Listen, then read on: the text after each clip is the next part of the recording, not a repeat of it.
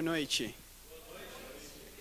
Vou aproveitar aqui esse momento que, começa agora a semana, somos pouquinhos e penso que Deus tem nos guiado de diferentes maneiras quando passamos por alguma dificuldade ou quando temos algumas decisões importantes para tomar em nossa vida. Sabemos muito bem que em algo não nos identificamos com as outras pessoas que talvez não conhecem a Deus. Quando olhamos para os problemas que nos acontecem hoje na vida, ou pelas notícias de tudo que está acontecendo no mundo, temos a certeza de que no final tudo acabará bem. É uma esperança que temos, porque na Bíblia Jesus já nos deixou uma promessa, uma esperança. No sábado lemos também uma promessa que Deus havia feito a Moisés, que ele estaria com Moisés durante essa jornada, esse duelo de gigantes no Egito. Moisés estava tranquilo porque Deus disse, eu estarei contigo. E pode ser também o mesmo para cada um de nós hoje. Deus está conosco sempre, quando pedimos, quando estamos dispostos a fazer o que Ele nos pediu, conforme os planos que Ele tem. Então vamos fazer algo diferente hoje. Diz a psicologia positiva de que quando vivemos felizes, mesmo tendo problemas, apresentamos às pessoas algo diferente. As pessoas ficam um pouco contrariadas, porque pessoas como nós, tendo uma esperança lá no futuro, vivemos felizes em meio a um mundo cheio de catástrofes. Então a questão é, hoje eu penso que nós fazemos parte de uma geração feliz, ou deveríamos fazer parte de uma geração feliz. Uma geração feliz que, mesmo em meio às dificuldades, falamos às outras pessoas por meio dos nossos atos que há algo muito melhor que acontecerá no futuro. Eu creio em um Deus que voltará, que nos dará uma vida nova, que nos transformará, que nos levará a um lugar melhor. Não sei se você crê também nisso, mas eu tenho a certeza de que Deus está vindo e falta pouquinho. Se as pessoas não nos olham com esses olhos, não nos veem como pessoas que vivem diferente das demais, elas nunca se interessarão pela maneira como nós vivemos, ou pelos princípios que nós seguimos, ou pelas crenças que nós acreditamos. Será que não seria diferente se nós, como cristãos, como filhos de Deus, despertássemos esse interesse nas pessoas, sendo felizes, tratando bem as pessoas, dizendo, ei, bom dia, Jesus te ama? Será que não seria diferente na vida de outras pessoas? Hoje eu quero fazer uma proposta. Eu vou falar aqui para vocês. Boa noite, geração feliz, e vocês têm que responder com Cristo no coração. Pode ser? E aqui, como não tem muita gente, vai ser melhor para ouvir cada voz de cada um de vocês, beleza? Então, se preparem. 3, 2, 1. Boa noite, geração feliz. Eu desanimei agora. Mas vamos de novo. Vocês têm que mostrar que vocês acreditam em uma promessa de que Deus está vindo. Isso é o que resume. Uma geração feliz é aquela que tem Cristo no coração. Então, mais uma vez. Boa noite, geração feliz. Com Cristo no coração. Amém. Boa noite, geração feliz. Com Cristo no coração. Perfeito. Logo mais durante essa semana, eu não vou avisar quando, mas vou pegar vocês de surpresa. Eu quero ver se vocês estarão preparados. Ok? Bom, um rio Deus era a razão de uma nação poderosa impor tanto medo nos países vizinhos.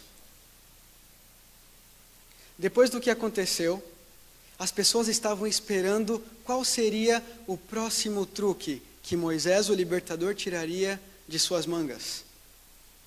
Por algum momento, elas ficaram um pouco rebeldes com tudo o que acontecia, porque pelo fato de o rio Nilo ter se tornado em sangue, muitos tiveram que trabalhar mais, duplicaram o trabalho. Pessoas cavavam poços para encontrar água limpa, água pura.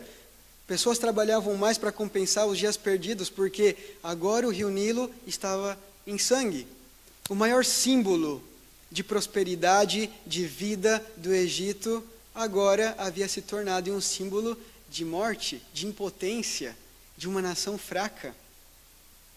As pessoas não estavam muito felizes com essa questão, mas uma coisa eu posso falar para vocês, é nas dificuldades que o Deus de Israel se levanta e apresenta um caminho especial para os seus filhos, aquele caminho de resistência nele. É o único que Deus pode nos oferecer em momentos de dificuldades. Deus oferece resistência, Deus oferece força, ânimo para seguir. Porque é certo, nós, por nós mesmos, não podemos, só podemos com Cristo. Já ouviram falar no término opinião pública? Se sim, opinião pública é uma disciplina relacionada a fazer uma análise da opinião das massas, de um conjunto de pessoas. É interessante porque é um pouco contraditório, é um pouco incoerente, porque a opinião sempre relacionamos ao individual. Quando falamos de opinião, não se pode pensar em muitas pessoas opinando sobre algo. Quando falamos de opinião, individualizamos esse conceito. Uma pessoa tem uma opinião. Não tem como uma massa, um conjunto de pessoas terem várias ou a mesma opinião. E logo o público está relacionado a um conjunto de pessoas. Então, quando falamos em opinião pública, que é algo mais, é uma disciplina relacionada à comunicação social, Estamos dizendo em uma análise como um todo, geral, de opinião de massas, e uma opinião de pessoas, geralmente utilizada em época de eleições.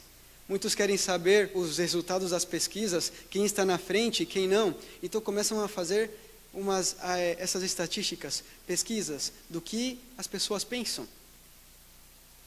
Se um especialista em opinião pública e em trabalho de campo fizesse esse trabalho na região do Nilo, ele obteria respostas surpreendentes. Se ele fizesse esses questionários e essas estatísticas de como as pessoas viam a chegada de Moisés e Arão para aquele povo, ele teria respostas surpreendentes. As pessoas não estavam felizes. Sem margem de erro, todos, ou a maioria, não estavam felizes pelo que estava acontecendo. Por quê? Primeiro, que já estavam acostumados com todo aquele trabalho. Quando o rio Nilo se torna em sangue, agora eles têm que trabalhar muito mais do que já haviam trabalhado em alguma vez. Teriam que procurar água pura, teriam que trabalhar muito mais do que já haviam trabalhado para compensar essa perda. As pessoas não estavam contentes. Pensavam, que esperança é essa que só faz com que a nossa vida aqui no Egito piore? Bom, vamos ao texto? Êxodo capítulo 8, versículo 1. Vamos ler todo esse relato, porque aqui marca a continuação de uma praga muito importante. A praga das rãs tem algo muito importante também para nos ensinar. Vamos estar vendo algumas lições espirituais e ver alguns detalhes interessantes. Êxodo capítulo 8. Êxodo capítulo 8, versículo 1 ao 15. Diz o seguinte: Depois disse o Senhor a Moisés: Chega-te a Faraó e diz-lhe: Assim diz o Senhor: Deixa ir o meu povo, para que me sirva. Se recusares deixá-lo ir, eis que castigarei com rãs todos os teus territórios. Prestem atenção em cada versículo, em cada palavra. O rio produzirá rãs em abundância, que subirão e entrarão em tua casa, e no teu quarto de dormir, e sobre o teu leito, e nas casas dos teus oficiais, e sobre o teu povo, e nos teus fornos, e nas tuas amassadeiras. As rãs virão sobre ti, sobre o teu povo e sobre todos os teus oficiais. Disse mais o Senhor a Moisés: Dize a Arão: Estende a mão com teu bordão sobre os rios, sobre os canais e sobre as lagoas, e faze subir rãs sobre a terra do Egito. Versículo 6. Arão estendeu a mão sobre as águas do Egito, e subiram rãs e cobriram a terra do Egito. Então os magos fizeram o mesmo com suas ciências ocultas e fizeram aparecer rãs sobre a terra. Prestar atenção nisso também, versículo 7, 8. Chamou Faraó a Moisés e a Arão e lhes disse: Rogai ao Senhor que tire as rãs de mim e do meu povo. Então deixarei ir o povo para que ofereça sacrifícios ao Senhor. Falou Moisés a Faraó: Digna-te dizer-me quando é que hei de rogar por ti, pelos teus oficiais e pelo teu povo, para que as rãs sejam retiradas de ti e das tuas casas fiquem somente no rio. Ele respondeu: Amanhã. Moisés disse: Seja conforme a tua palavra, para que saibas que ninguém há como o Senhor nosso Deus. Retirar-se-ão as rãs de ti e das tuas casas e dos teus oficiais e do teu povo. Ficarão somente no rio. Versículo 12. Então saíram Moisés e Arão da presença de Faraó, e Moisés clamou ao Senhor por causa das rãs, conforme combinara com o Faraó. E o Senhor fez conforme a palavra de Moisés. Morreram as rãs nas casas, nos pátios e nos campos. Ajuntaram-nas em montões e montões, e a terra cheirou mal. Vendo, porém, Faraó que havia alívio, e presta atenção também nesse detalhe, continuou de coração endurecido, e não os ouviu como o Senhor já tinha dito a Moisés. É possível enfrentar as dificuldades através de um bom relacionamento com Deus. Essa é a minha hipótese, depois de ler esses versículos. Razões aqui apresentam problemas e mais problemas, e não para de acumular. Mas como eu disse, é possível enfrentar as dificuldades através de um bom relacionamento com Deus. A questão é, qual é a chave do sucesso em um relacionamento com Deus? Você tem os seus métodos, você sabe qual é a sua chave de sucesso para ter um bom relacionamento com Deus? Qual é a chave? E pense bem nessa pergunta. Qual é a chave do sucesso em um relacionamento com Deus? Bom, hoje vamos ver o que a segunda praga tem a nos ensinar e quais são outros exemplos na Bíblia que, relacionados a essa praga, podem nos ajudar a ter um conceito maior, a entender melhor o que o Senhor hoje quer de cada um de nós. Mas vamos a alguns detalhes da história, porque aqui tem muitos detalhes, tem muitas coisas interessantes, e quero que vocês sintam um pouco de como foi viver como um egípcio neste momento turbulento. Não somente como egípcio, porque a palavra fala, a Bíblia fala, que não somente foram os egípcios, mas também os israelitas que estavam em outro lugar, que estavam um pouco afastados dos egípcios, também sofreram com essa praga. E aqui então temos a segunda praga. Acontece uma semana depois que Deus fere o Nilo. Moisés volta a Faraó com outra proposta, algo diferente. A essência era a mesma, mas as consequências eram outras. Em anos normais, e para que possamos entender qual que é essa questão toda com as rãs, a abundância desses animais era considerada uma bênção. Por quê? Porque esses animais, em algumas épocas do ano, controlavam a quantidade de insetos na terra do Egito. Interessante. As pessoas tinham esse hábito de dizer que em certas épocas do ano, a abundância desses animais era uma bênção, porque esses animais, as rãs, controlavam a quantidade de insetos na terra. Mas só que na praga é totalmente diferente. Vai muito além do Nilo. Imagine você chegando em sua casa do trabalho e aí a sua casa está cheio de rãs. Rãs já é um bicho nojento. É algo assim que eu olho e eu já me dá uma aversão, me dá uma ira, sabe? Aquela coisa, você vê um monte de rã na sua casa, eu já fico meio nervoso já. Imagina você chegar em uma casa desses egípcios e você não pode ver nada do seu chão, não pode ver nada do seu piso, porque está cheio de rã. Imagine muito bem como era essa praga. Ou quando você vai no banheiro, você abre o vaso e saem umas 15 rãs dali. Umas grandes, hein? Não eram pequenas, eu penso pelo menos. A imaginação aqui pode criar asas. Mas só que, pensem comigo, na cozinha, no banheiro, você abria o forno e aí também estava cheio de rãs. Uns bichos asquerosos, feios, nojentos, horrível. Além do mais, até onde nós sabemos, os egípcios não usavam calçados dentro de suas casas. Então imagina, para todo o momento, qualquer movimento que eles quisessem fazer, tinham que pisar com seus pés descalços nessas rãs nojentas. Já me dá coisa já, não gosto. Era algo nojento. Além disso, imagina, porque a Bíblia fala bem literal, as rãs cobriram a terra do Egito. Cobriram a terra. Agora você imagina, você vai dormir e essas rãs, todas fazendo aqueles sons, cantando durante a noite, aquela canção de ninar linda para você dormir em paz. E outra, a cama dos egípcios também era diferente. Eles já estavam descalços dentro da casa e a sua cama não era como as nossas camas hoje. Hoje nossas camas, pelo menos temos uma certa altura do chão até onde nós nos deitamos, mas aí não, eles tinham esteiras que jogadas ao piso já era o suficiente para ter uma linda noite de sono.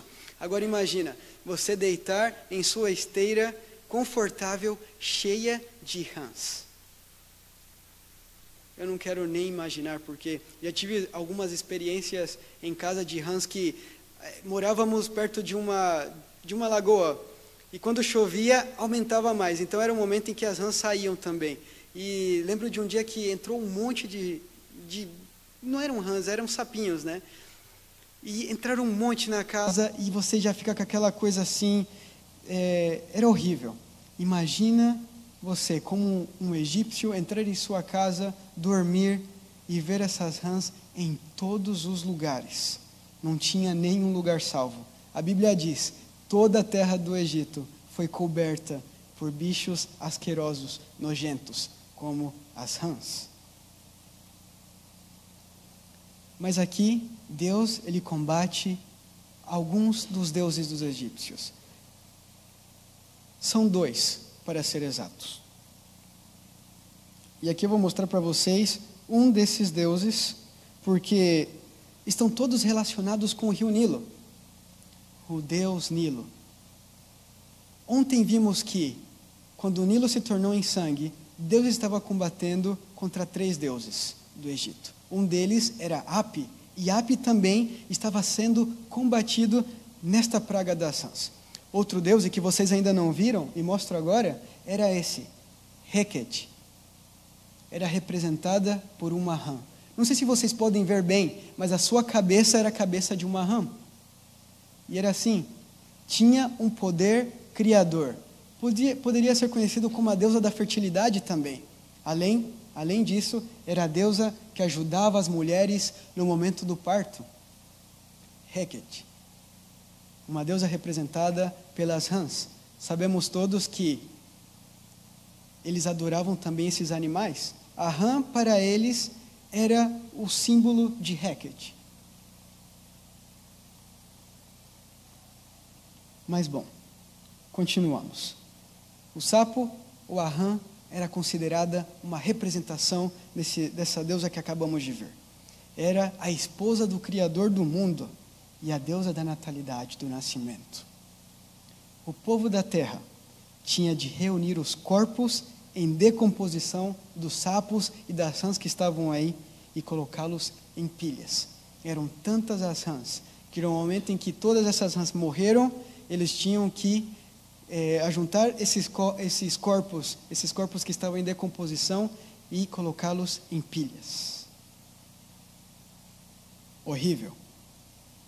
A praga das rãs também pode ser uma comparação aos problemas que temos. Os problemas podem ser muitos.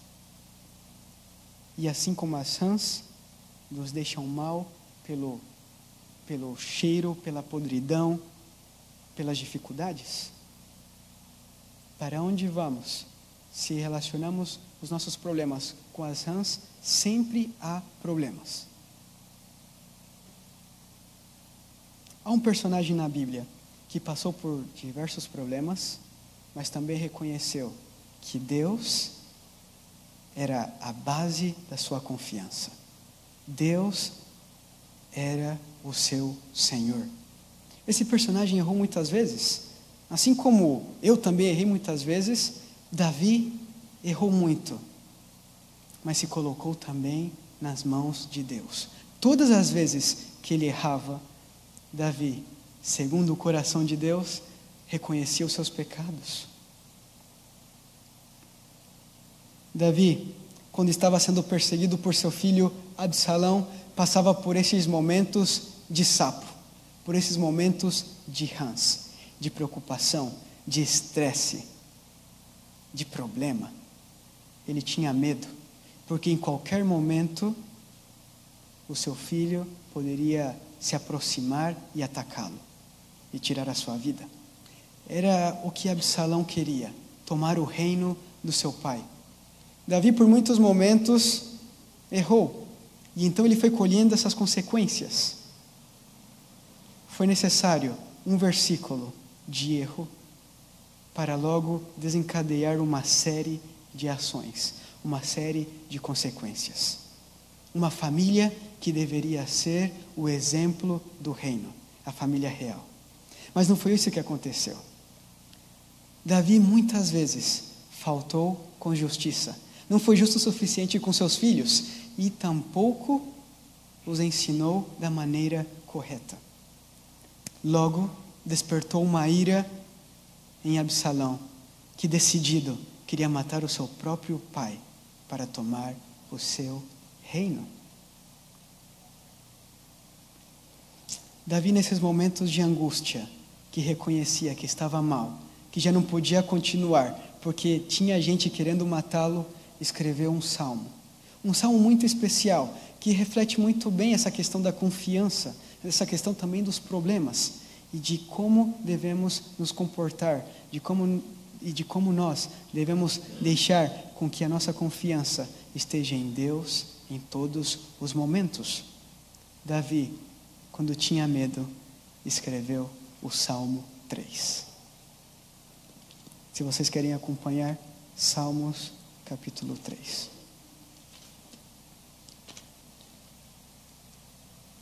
Momentos de grandes problemas. Pessoas estavam querendo matá-lo. Talvez ele reconheceu muito bem que os erros que ele havia cometido no passado fizeram tudo isso com ele. Eram consequências de momentos tristes que ele teve com o Senhor.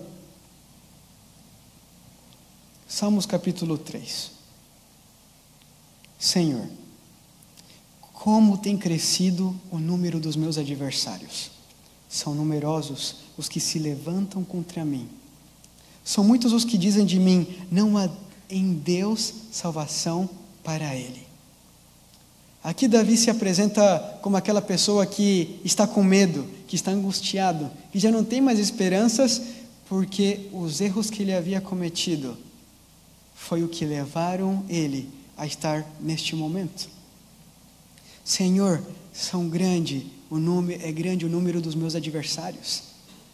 Todos querem me fazer mal, e não sei aonde descansar.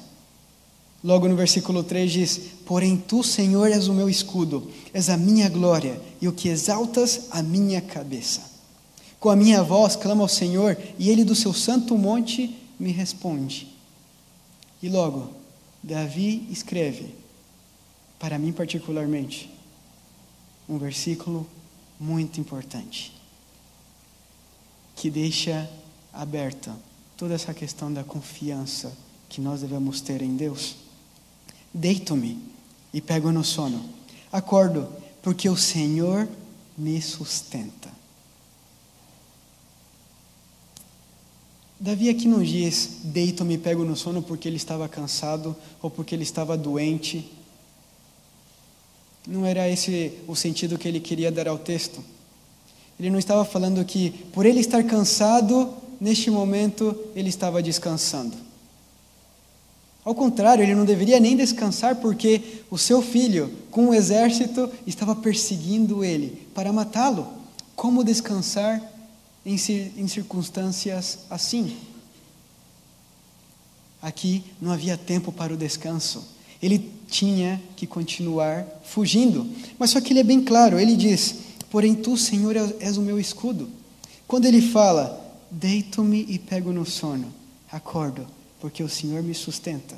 Ele se coloca em uma situação complicada. Davi, ele reconhece que ele dormindo ou não, em algum momento seria atacado.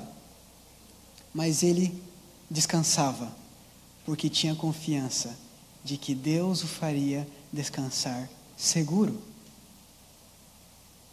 Notem a diferença. Davi não simplesmente dormiu porque estava cansado, porque estava doente. Ele dormiu porque sabia que o Senhor o faria descansar seguro. Temos tido essa confiança com Deus? Temos feito atos de fé com o Senhor? Que mesmo em momentos de dificuldades dormimos, descansamos, porque sabemos que logo de manhã, quando o sol nasce, a alegria virá? mas ainda há mais detalhes. Aqui é uma pequena relação que podemos ter com a história de Davi, juntamente com os problemas que temos na vida. Mas ainda há muitos detalhes nessa história. Deus batalha contra esses deuses, Api e Ecta.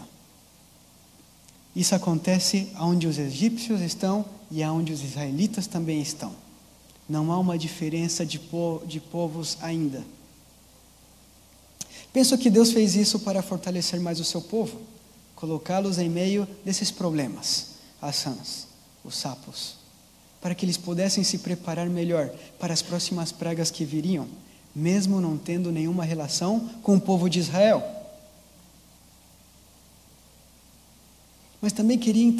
Mas para mim é interessante focar em outros dois personagens, que muitas vezes nem olhamos para eles. No Antigo Testamento não aparecem os seus nomes, mas em 2 de Timóteo, capítulo 3, versículo 8, aparece o nome desses personagens, e é os que eu quero agora focar um pouco. Mas antes, vamos a Êxodo, capítulo 8, versículo 7. Em Êxodo, capítulo 8, versículo 7, diz o seguinte: Então, os magos fizeram o mesmo com suas ciências ocultas e fizeram aparecer rãs sobre a terra do Egito. É interessante porque imagino essas pessoas tentando fazer esses sinais para aumentar a credibilidade do povo nos deuses do Egito, mas só que eles acabaram piorando mais a situação. Eles poderiam ter diminuído a quantidade de rãs, por exemplo, mas não, eles adicionaram mais rãs na terra do Egito. O Egito ficou cheio de rãs. Diz a Bíblia que a terra ficou cheia de rãs, a terra do Egito. Logo, em 2 Timóteo, capítulo 3, versículo 8, menciona os seus nomes de pessoas que fizeram de tudo para ser obstáculos na comunicação de uma verdade. 2 Timóteo, capítulo 3, versículo 8. Paulo fala a Timóteo aqui em um contexto de fim dos tempos, os últimos dias, os males e as corrupções dos últimos dias, ele diz. Então no versículo 6 diz o seguinte: Pois entre estes se encontram os que penetram sorrateiramente nas casas e conseguem cativar mulherinhas sobrecarregadas de pecados, conduzidas de várias paixões, que aprendem sempre e jamais podem chegar ao conhecimento da verdade. E então aqui ele faz referência a esses dois personagens. E do modo porque Janes e Jambres, os magos do Egito, resistiram a Moisés, também estes resistem à verdade. São homens de todo corrompidos na mente, réprobos quanto à fé. Paulo, em sua carta a Timóteo, diz que nos últimos dias haverá muitas pessoas sendo obstáculos para a propagação do Evangelho. Aqui ele faz a relação entre essas duas pessoas, Janes e Jambres. Amigos, jovens, quantas vezes não temos visto pessoas que têm sido obstáculos para a propagação do Evangelho? Temos que mudar, como geração feliz, fazer a diferença na vida dessas pessoas. Foram um obstáculo para a comunicação da verdade. A mensagem que eles pregavam não se ajustavam às verdades eternas que Moisés e Arão apresentavam por meio de Deus, através dos conhecimentos que Deus lhes dava. Homens que se assemelhavam aos falsos profetas. Hoje temos a obrigação de não ser obstáculos, mas quebrar esses obstáculos, levar a mensagem, não importa como. Diz aquela música: Senhor, que mesmo sem palavras o seu amor possa ser pregado. Agora eu mudei a letra, mas que mesmo sem palavras possamos falar do amor de Jesus para as outras pessoas. Mas há outros detalhes também nesse texto. Êxodo capítulo 8, versículo 8.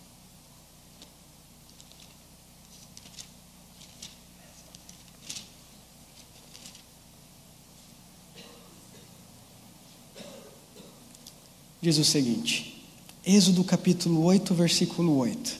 Chamou Faraó a Moisés e a Arão e lhes disse, prestem atenção, rogai ao Senhor que tire as rãs de mim e do meu povo, então deixarei ir o povo, para que ofereça sacrifícios ao Senhor. O que vemos aqui?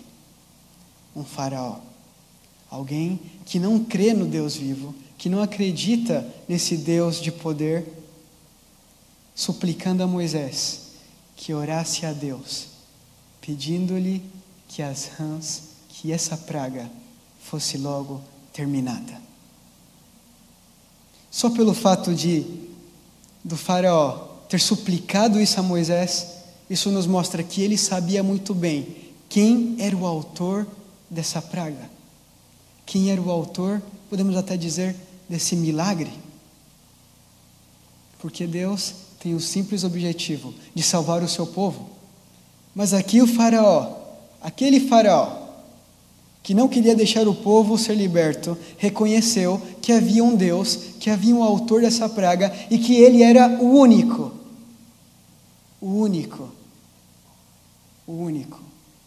a tirar toda essa praga do Egito. No versículo 15, as coisas mudam um pouco. E eu fico um pouco triste, porque vemos aqui um faraó que reconhece a Deus. Aqui talvez as pragas já poderiam ter terminado. O grande propósito de Deus para salvar o seu povo e para mostrar a essas pessoas as pragas era simplesmente mostrar o seu poder. Em certo sentido, Deus havia conseguido fazer com que Faraó reconhecesse que ele era o único a tirar essas pragas do Egito. Que ele era o único autor de tudo o que estava acontecendo. Mas só que o Faraó no capítulo 15 diz que, vendo porém Faraó que havia alívio, continuou de coração endurecido. E preste atenção nesse detalhe, porque estaremos vendo nos próximos dias. O Faraó endureceu o seu próprio coração. Deus já sabia muito bem quais eram as intenções do coração de Faraó, mas aqui, em certo momento, Faraó havia reconhecido que esse Deus era um Deus de milagres, mas só que logo endureceu o seu coração e não deixou o povo de Deus sair. Incrível. Quantas vezes não temos visto provas o suficiente de que Deus é grande e queremos fazer as coisas da nossa maneira. Mas há mais detalhes ainda. No versículo 13 diz o seguinte: e o Senhor fez conforme a palavra de Moisés. Morreram as rãs nas casas, nos pátios e nos campos. Qual é a chave do sucesso em um relacionamento com Deus? Qual é a chave do sucesso em um relacionamento com Deus? Aqui vemos um Deus que escutou as orações de Moisés. Moisés lhe pediu a Deus que fosse feito algo. Deus ouviu as suas orações e fez com que toda essa praga, todas as rãs que estavam cobrindo a terra do Egito, morressem. A chave do sucesso para um bom relacionamento com Deus é a oração. É o relacionamento que eu tenho com Ele. Tudo se baseia na oração. Mas é triste, porque eu ainda fico ficou um pouco sem acreditar, porque Faraó tinha nesse momento a oportunidade de dizer: ok, Deus é o Deus que faz milagres. Então, vocês podem ir, mas não foi o que ele fez. Queridos, Deus é a chave para os problemas da vida. Ele é quem dá vida. Ele é quem nos dá força. Ele é quem prova sendo Deus através dos sinais que ele apresentou no Egito. Há uma letra de uma canção que estive lendo faz poucos meses, e ela diz o seguinte: no silêncio, na calmaria que antecede a dor, no escuro, na pausa entre a chuva e o primeiro trovão, seja minha canção. Aqui o autor dessa música se refere a Deus. Na calmaria, no silêncio que antecede a dor, nesses momentos de dificuldades, que Deus seja a minha canção, que Deus seja um motivo maior da minha vida. Que não importa os problemas, que hoje possamos fazer o uso da oração, de um constante relacionamento com Deus, de uma constante conversa com Ele, pois isso faz a diferença. O faraó teve a sua primeira oportunidade. Logo endureceu o seu próprio coração. Talvez o seu Deus nesse momento era o orgulho. E hoje, querido amigo, querido irmão, querido jovem, quais têm sido os deuses que têm nos afastado de Deus? O que tem nos deixado longe do nosso Pai? Pois a oração é algo que nos deixa mais perto de Deus. É algo que nos deixa mais pertinho do nosso Salvador. Que essa seja o nosso exercício maior. Deus se preocupa por cada um de seus filhos. E aqui na praga das rãs, Ele quer mostrar que não importa os problemas que têm se apresentado em mim e na sua vida, a oração é a chave do sucesso de um bom relacionamento com Cristo.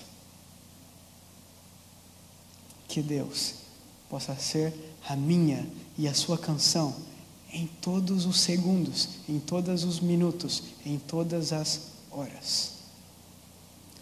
Porque tendo essa esperança, vivendo com essa visão do futuro, não há o que temer.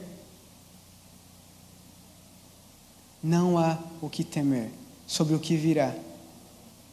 Deus tem cuidado de cada um de nós. Vamos orar? Senhor nosso Deus, te agradecemos mais uma vez, porque a segunda praga, Pai, nos mostra um Deus que nos dá também um caminho especial em que nós podemos caminhar, um caminho que nos dá força, que nos dá resistência diante dos problemas. Mas também, Senhor, hoje queremos fazer um pacto contigo, de poder relacionarmos mais com o Senhor, que através da oração possamos também deixar os nossos problemas em Tuas mãos. Talvez os problemas já estão tão cheios em nossa vida que já não podemos ver 10 metros à nossa frente, mas sabemos que com a oração o Senhor nos escutará e fará com que todas essas rãs em nossa vida, com que todos esses sapos possam desaparecer.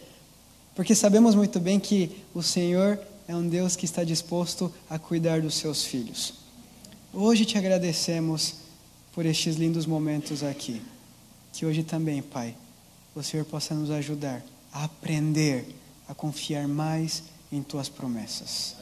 Assim como Davi fez, que possamos também dormir. Não porque estamos cansados ou doentes, mas provando que a nossa confiança é tão grande em Ti, que sabemos que logo quando acordar, teremos o Senhor ao nosso lado. O sol que nascerá, Pai, nos trará alegria. Então te agradecemos pela vida, pela saúde, porque o Senhor tem nos ajudado a vencer em muitas das nossas batalhas. Pai, nos ajude hoje a batalhar essas batalhas contra os nossos próprios deuses. Em nome de Jesus. Amém.